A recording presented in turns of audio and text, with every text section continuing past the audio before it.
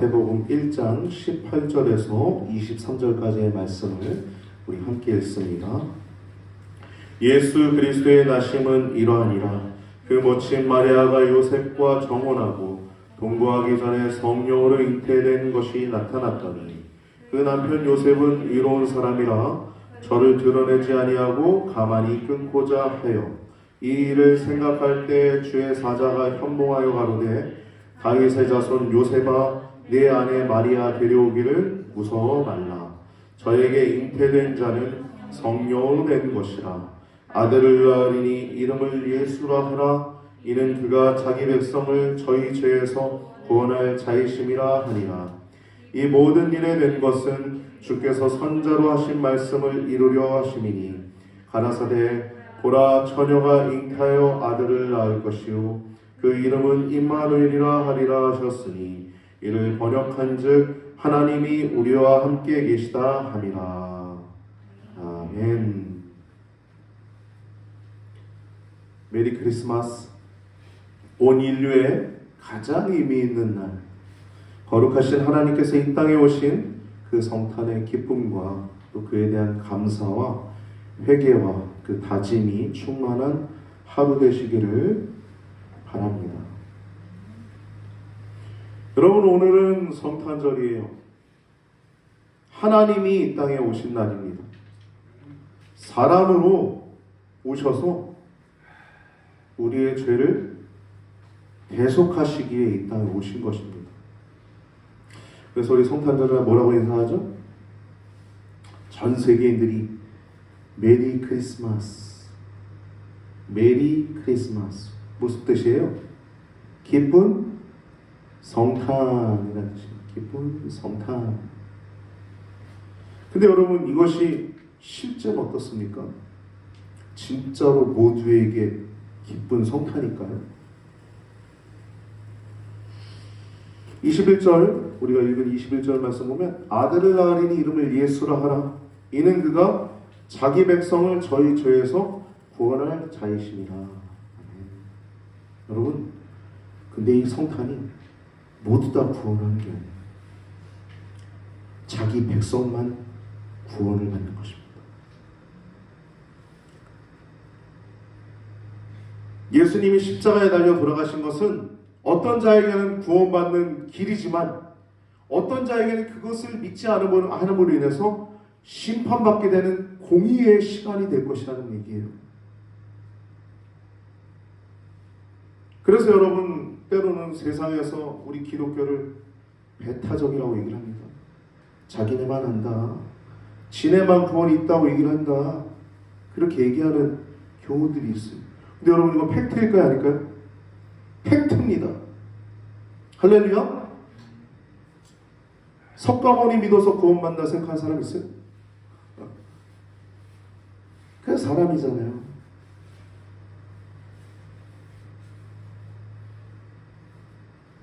오직 예수 그리스도만이 구원을 주십니다. 그분이 속죄하신 어린 양이 되셨어요.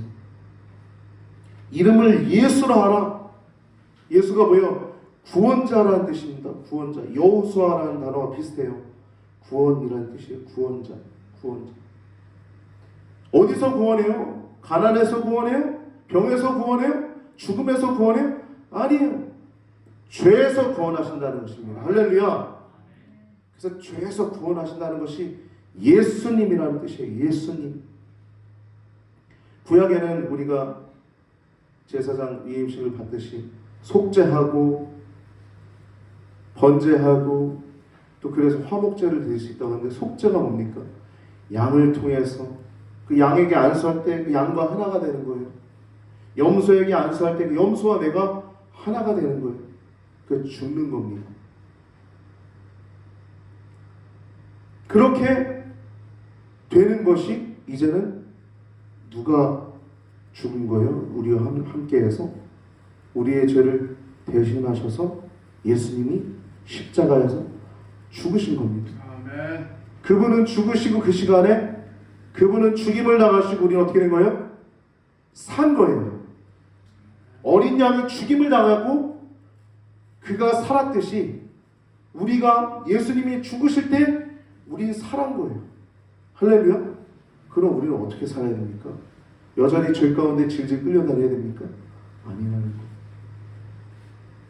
그래서 성도가 위대한 것이고, 성도가 거룩한 것이고, 성도가 늘 회개하는 것이고, 성도가 그 회개를 통해서 축복을, 영원한 생명을 맛보는 것인 줄 기억하시기 바랍니다. 여러분, 그래서 기독교는요, 종교의 하나가 아닙니다. 기독교는요, 생명입니다. 생명. 할렐루야. 로마서 6장 1절 말씀 보면은 1절에서 7절 제가 읽어드릴게요. 그런즉 우리가 무슨 말하리요? 은혜를 더하게 하려고 죄에 거하겠느냐? 그럴 수 없느니라. 죄에 대하여 죽은 우리가 어찌 그 가운데 더 살리요? 우리 그리스도 예수와 합하여 세례를 받은 우리는 그의 죽으심과 합하여 세례받은 줄을 알지 못하느뇨? 그러므로 우리가 그의 죽으심과 합하여 세례를 받음으로 그와 함께 장사되었나니 이는 아버지의 영광으로 말미암아 그리스도를 죽은 자 가운데서 살리심과 같이 우리도 또한 새 생명 가운데서 행하게 하려 하심이니라. 만일 우리가 그의 죽으심을 따라 연합한 자 되었으면 또한 그의 부활을 본받아 연합한 자 되리라. 우리가 알거니와 우리 옛사람이 십자가에 예수와 함께 못 박힌 것은 죄의 몸이 멸하여 다시는 우리가 죄에게 종노릇하지 아니하려 함이니, 다시는 우리가 죄에게 종노릇하지 아니하려 함이니, 이는 죽은 자가 죄에서 벗어나 위롭다 하심을 얻었음이니라. 아멘. 1절 뭐라고요? 죄에 거하겠느냐? 어찌? 2절 어찌 그 가운데 살리요? 6절 보면 우리가 알거니와 우리 옛사람이 십자가에 못 박힌 것은 죄의 몸이 멸하여 우리가 다시는 죄에게 종노릇하지 아니하려 함이니. 여러분, 근데 여러분 어때요? 온전합니까? 우리 오늘 권사님 기도해 주실 때 온전이라는 단어가 참 많이 들렸어요. 여러분, 온전합니까? 온전하다 생각하시는 분 손 들어보세요. 아무도 안 드시면 어떡해요? 여러분, 성도의 특징은 회개한다는 거예요. 그래서 온전한 겁니다.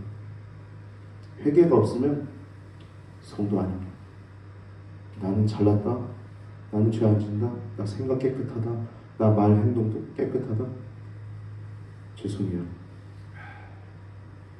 저기 지나가는 멍멍이 소리 하지 말라고 제가 단호히 말합니다. 여러분, 우리는 다 죄인입니다. 그러나 우리를 하나님은 완전하다고 하세요. 우리가 성도의 특징은 그래서 죄를 미워합니다. 내가 생각으로 지은 죄를 큰 고통스러워하는 거예요. 왜요? 내 이 죄 때문에 주님이 죽으셨는데 내가 더 이상 주를 위해서 살아야지, 나를 위해서 세상을 쫓아가며 살아간 자들이 아니라는 거예요. 성도들은 주님께서, 즉 하나님께서 내 죄를 위해서 이 땅에 오시고 나를 대신해서 그 참혹한 십자가 형체에서 죽으셨는데 그럴 수 없다는 거예요. 그래서 우리가 이전에는 말도 함부로 하고 행동도 내 마음대로 원하는 대로 세상을 쫓아 했죠. 근데 여러분, 이제는 어때요? 말도 조심합니다. 행동도 주의를 하려고 해요. 조심, 삼가 주의합니다. 더 나아가 내 마음까지도 단속하려고 해요. 성령님이 거하신 저는 내 마음까지도 단속하려고 해요.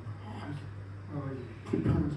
큰 고통 가운데 있는 것, 우리가 미워할 수가 없는, 미워하면 큰 고통 가운데 있는 것, 주여 아버지 용서해 주시옵소서. 여러분, 이게 온전입니다. 할렐루야. 온전함을 향해 나아가는, 그럴 때 온전하다고 하시는, 회개의 심령이 없는 사람은 성도가 아닙니다. 그래서 여러분, 기독교는요 종교가 아닙니다. 그냥 종교 행위가 아니에요. 예배드리러 왔다가 그냥 가고 봉사하고 가는 게 아니에요. 기독교는 뭐라고요? 생명입니다. 할렐루야. 하나님이 세상을 이처럼 사랑하사 독생자를 주셨으니 이는 저를 믿는 자마다 멸망치 않고 영생을 얻게 하려 하십니다. 죽어서 천국 가는 게 아니에요. 그를 믿는 자마다 멸망치 않고 이 땅에서도 영생을 누린다. 생명을 누린다는 것입니다. 할렐루야. 우리 기독교는 오늘 성탄절을 맞이해서 여러분, 생명을 얻는 종교임을, 종교라고 얘기하니까 그렇게 종교라고 했다. 생명을 얻는 것임을 기억하시기 바랍니다. 할렐루야. 더욱더 주님과 동행하면서 영원한 생명을 누리시기를 축복합니다. 이전에는 어둠과 혼돈 가운데 있었던 인생들이었어요, 우리들은. 근데 이 성탄을 통해서 지금까지 2000년이 지난 지금까지도 그 큰 빛이 이 땅 가운데 오셨는데, 그 빛이 누구예요? 하나님이신 예수 그리스도십니다.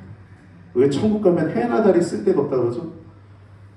하나님과 그의 어린 양 예수 그리스도께서 너무나 환하게 빛이 나서 해나 달이 쓸모가 없대요. 그럼 예수님은 얼마나 큰 빛입니까? 이제는 빛과 질서가 있는 거예요.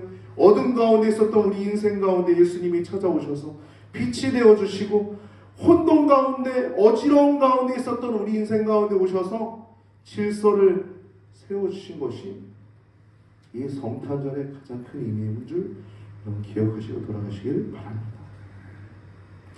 세상에서 가장 복된 날이라고 믿는 이 성탄절에 하나님의 생명이 여러분들의 삶 속에 가득하시기를 축원합니다. 오늘 본문을 보면요, 18절과 19절 말씀 보면은 마태복음이죠. 마태복음 1장입니다. 마태복음 1장 18절에서 19절 말씀 보면 예수 그리스도의 나심에 대해서 말씀하고 있어요. 예수 그리스도의 나심은 이러하니라 하면서 어머니와 아버지 얘기가 나오죠. 예수님의 육신의 어머니는 마리아요. 아버지는 요셉이에요. 요셉이 마리아와 정혼하고 이제 결혼하고, 정혼은 약혼과 결혼과 동일한 겁니다. 그리고 동침하지 않았다 그래요. 동거하지 않아. 동거하기 전에 애를 잉태한 거예요. 아니 와이프 될 사람, 즉 실제 와이프가 잉태했는데 자기랑 아무런 사건도 없었는데 잉태한 거예요. 얼마나 황당할까요? 뭐라고 표현해야 될지 모르겠어요. 얼마나 당황스러울까요? 아니면 얼마나 분노와 그 배신감, 뭐라고 표현할 수 있을까요? 이걸 굉장히 고통스러웠을 것입니다. 그래서 이 사람은 어디로 가야 될지 혹은 무엇을 해야 될지 잘 몰랐을 거예요. 그래서 이가 얼마나 위로운지 가만히 끊고자 합니다. 여기 보세요. 가만히 끊고자 합니다. 여기 보세요. 가만히 끊고자 합니다. 이 일을 생각할 때, 즉 이 요셉이 이 일을 생각할 때 주의 사자가 꿈에 나타나서 말씀하세요. 20절에서 23절 말씀 보면 두려워하지 말라. 두려워하지 말라. 여러분, 저도 그 음성을 들을 때가 있지만 큰 고통 가운데 혹은 두려워하는 사람 가운데 두려워하지 말라고 할 때 얼마나 큰 위로가 될까요? 헐벗은 자에게 옷을 입혀주고, 목마른 자에게 물을 갖다 주고, 줄인 자에게 먹을 것을 갖다 주고, 옥에 갇힌 자에게 돌아봐 주고, 병에 들렸을 때 돌아봐 주고, 얼마나 고마울까요? 주님이 지금 두려워하지 말라고 그러세요. 그러면서 이 잉태된 건 뭐라고 하냐면 성령님으로 말미암아 잉태됐다고 얘기하세요. 성령으로 말미암아. 그러면서 이름까지 지어주십니다. 그 아들의 이름. 아들을 낳으니 이름을 예수라 하라. 이는, 그러면 집중해서 봐야 되겠죠? 이는 그가 자기 백성을 저희 죄에서 구원할 자이심이라. 아멘. 여러분, 세상에서 보면 어저께도 제가 시간을 잘 쪼개서 바쁜 와중에도 영화를 보고 왔는데 영웅이라고 하는 영화를 봤어요. 안중근 의사. 아주 뮤지컬 형태의 영화를 이렇게 만들었는데 잘 만들었더라고요. 조국을 위해서 목숨 바치는 사람, 누군가를 위해서 목숨을 바치는 사람이 있어요. 영웅이죠. 영웅. 영화 제목처럼 영웅입니다. 도덕적 위인, 영웅이. 여러분, 예수님은 영웅일까요? 예수님 영웅이 아닙니다. 예수님은요, 구원자입니다. 할렐루야. 요즘 시대에 우리가 분별할 수 있어요. 그렇게 말하는 사람들이 있기 때문에 그렇습니다. 예수님 누굴 위해서 오신 게 아니에요. 누구 하나 위해서, 누굴 위해서 죽으신 게 아닙니다. 그리고 어떤 나라를 구원하기 위해서 오신 게 아니에요. 예수님은 우리의 죄 때문에 오셨습니다. 여러분, 한 분 한 분의 죄 때문에 예수님은 오신 것입니다. 대속이라고 하죠. 대속. 그래서 예수님이 하신 것은 병 고치는 일들도 하셨어요. 하나님이신데 못하시겠어요? 병 그냥 고치시죠. 눈 먼 자 소경이 눈을 뜨고, 벙어리가 말을 하고, 안진뱅이가 일어나고, 중풍병자가 일어나고, 귀신 들린 자가 쫓겨나가고, 심지어 죽은 자가 살아나고, 그리고 가르치시고, 병 고치시고, 죽은 자까지 가르치시고. 여러분, 이것도 예수님이 하신 일이지만 예수님이 이 땅에 오셔서 꼭 하셔야 했던 것은 뭐냐면 십자가에 죽으시려 오신 것입니다. 오늘 예수님 나신 날인데 왜 죽음까지 다룹니까? 저한테 그러실 수 있어요. 그런데 예수님이 그거 하려고 오신 겁니다. 할렐루야. 우리의 죄를 해결하시려고 오신 것입니다. 어둠과 혼돈 가운데 있던 저희들의 인생을 빛과 질서 가운데 인도하시려고 우리를 오신 겁니다. 그래서 22절 보면 이 모든 일은 된 것은 주께서 선자로 하신 말씀을 이루려 하심이라. 그러니까 이 두려워하지 말라고 말씀했잖아요. 주의 사자가. 근데 말씀을 이루려 하심이라 하니까 얼마나 이해가 딱딱 돼요. 요셉이. 그래서 그 다음 하시는 말씀이 23절 이사야서 7장 14절 말씀을 이제 인용한 말씀인데, 이사야서 7장 14절 말씀은요, 순서지에 기록해놨습니다. 그러므로 주께서 친히 징조를 너에게 주실 것이라. 하나님이 오시는 징조가 뭐냐면, 보라 처녀가 잉태하여 아들을 낳을 것이다. 하나님이 오시는 징조가 뭐냐면 처녀 잉태라는 거예요. 처녀 잉태. 그 이름은 임마누엘이라 하리라. 이게 이사야 7장 14절 말씀이고, 마태복음 1장 23절은 이걸 또 번역합니다. 이 임마누엘이라는 단어는 이를 번역한즉 뭐라고 해요? 하나님이 우리와 함께 계시다. 아멘. 하나님이 우리와 함께 계시다는 것이 임마누엘입니다. 임마누엘. 그래서 여러분, 요한계시록 보면은 예수님에 대해서 뭐라고 나오냐면 어린 양이라고 표현해요. 어린 양. 대속하신 어린 양. 그래서 어린 양을 여러분 검색을 딱 성경에서 검색을 하면 요한계시록에는 이 어린 양이라고 하는 단어가 무려 27번이 나옵니다. 27번. 제가 5장 12절 적어놨는데요. 요한계시록 5장 12절 죽임당하신 어린 양 예수 그리스도.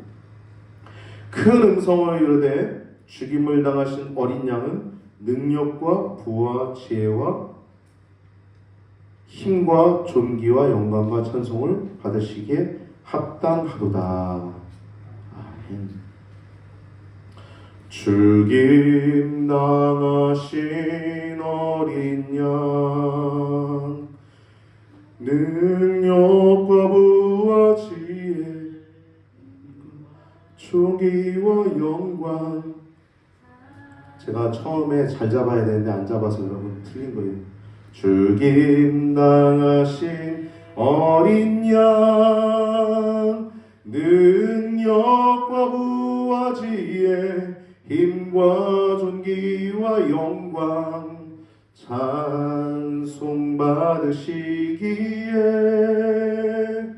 합당하신 어린 양. 이 찬양이 언제 나온지 아세요, 여러분?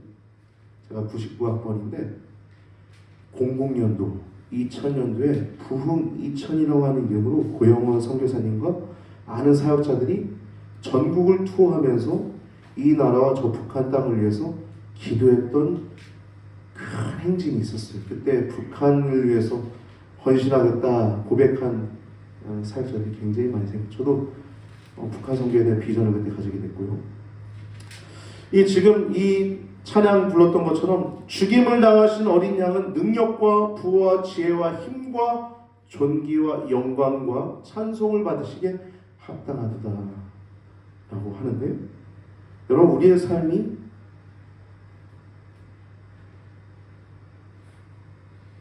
하나님을 찬송하는 것입니다. 여러분, 우리가 지난주에 제사장 위임식에서 첫 번째 드렸던 제사가 뭐예요? 속죄제죠. 속죄제. 그 다음 뭐예요? 번제입니다. 번제. 온전한 헌신을 의미하는, 다 태워드리는 번제. 온전한 헌신. 그 다음에 뭐예요? 화목제. 그래야 화목한 거예요. 여러분, 이거 의미가 굉장히 큽니다. 죄를 사함받은 자만이 헌신할 수 있는 거예요. 세상에 지금 우리 사모님도 사회복지사인데, 세상의 사회복지, 세상의 사각지대를 위해서, 사각지대에 있는 많은 사람들을 위해서 일하시는 분들 많아요. 근데 그거는 구원받은 자의 행위는 아닙니다. 그냥 긍휼의 마음으로 하는 것뿐이지. 그들의 구원 문제는 하나님이 다루실 문제지만, 여하튼 중요한 것은 예수님을 믿어야 구원받는다는 것입니다. 예수님을 통해야만 죄사함을 받는다는 것이 진리입니다. 할렐루야. 여러분, 아무리 세상이 우리에게 배타적이라고 욕해도, 그래도 우리가 전해야 될 전도 제목은 주 예수를 믿으십시오. 그래야 우리가 죄 사함을 받습니다.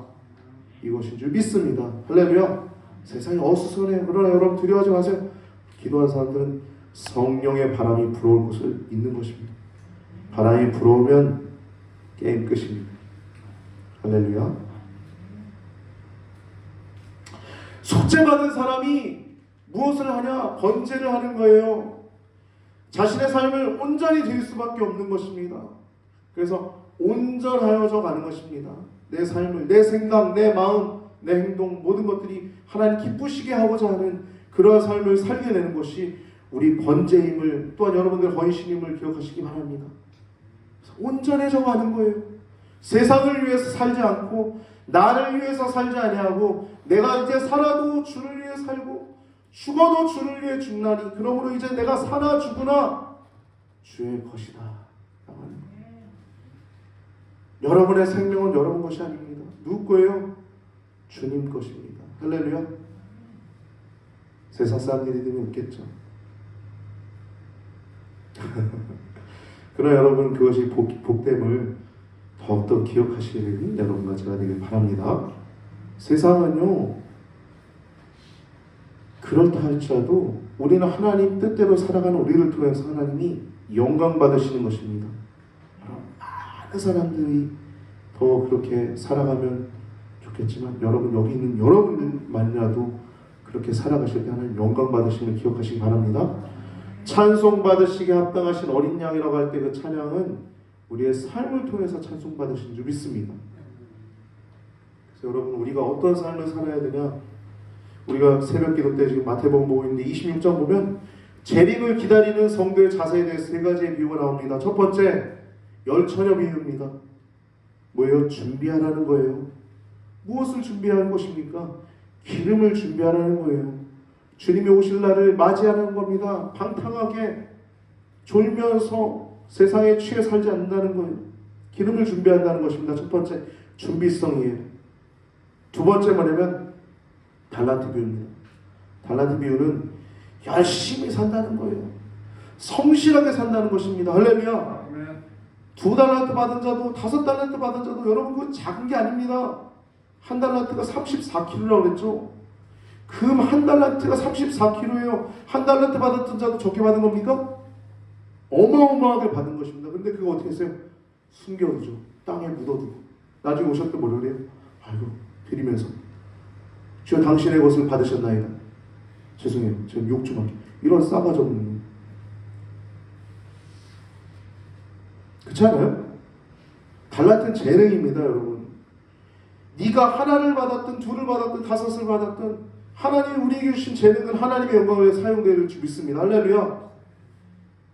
그래서 2달란트 받았던 자도 네가 작은 일에 충성하였더니 5달란트 받았던 자도 내가 작은 일에 충성하였으니 내가 많은 것으로 네게 맡기리라 말씀하시지 않습니까? 할렐루야. 그래서 우리가 재림하실 예수님을 맞이해야 될 자세는 성실과 충성으로 맞이해야 된다는 것입니다. 마지막으로 여러분, 양과 염소로 분류된 이야기는 뭡니까?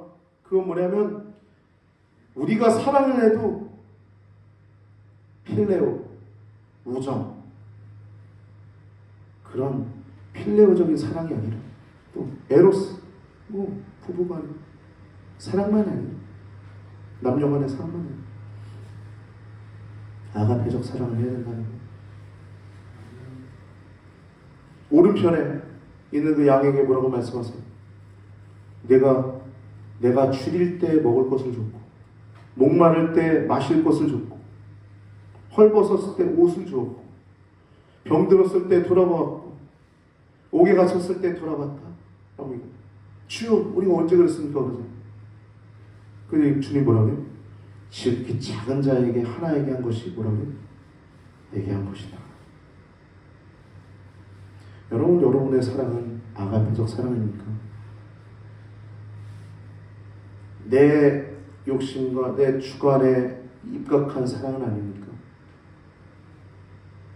양으로 분류된 자로 여러분과 제가 분류되길 바랍니다. 이 기쁜 성탄절날 좀 무거운 얘기를 하는 것 같지만 여러분 진리이신 주님을 바라보면서 재림하실 주님을 바라보면서 주님께 칭찬받는 우리 귀한 성도님들 되시기를 예수님의 이름으로 축복합니다. 날마다 회개가 넘치고 날마다 생명이 넘치는 우리 권사님들, 집사님들, 우리 목회자들 되시기를 예수님의 이름으로 축복합니다.